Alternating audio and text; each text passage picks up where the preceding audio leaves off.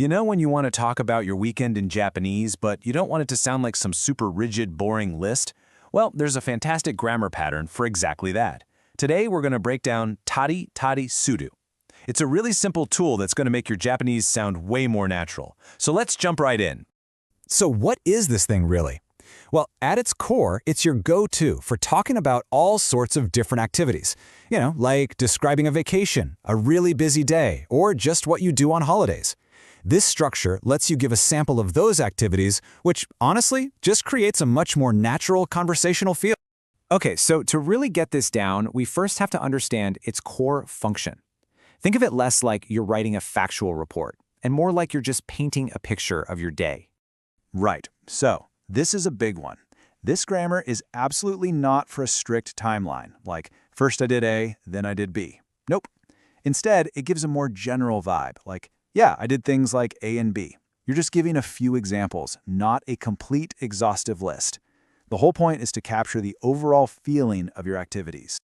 So the big question is, how do we actually build this thing? Let's take a look at the blueprint. And the good news is, it's actually a super simple and repeatable formula. It's basically a four-step process, and it's really straightforward. First, you take your verb and put it into its short past form, the ta form. Step 2, you just swap that final ta for tari. Easy enough. Step 3, you just do that again for another action you want to mention. And then, step 4, and this is the most important part, you finish the whole phrase with the verb suru. That final verb, well, it's basically the master switch for the whole sentence. All right, now this is absolutely crucial. The tense for your entire list of activities, whether you're talking about the past, the present, or the future, is all controlled by that one little verb at the very end, suru. Seriously, it's like the power switch for the whole sentence. So, for example, if you end your sentence with shimasu, that's the formal version of suru, right? The whole thing describes something that happens regularly or will happen in the future. You're saying, I do things like cook and watch TV. See? The tari parts don't have any tense on their own.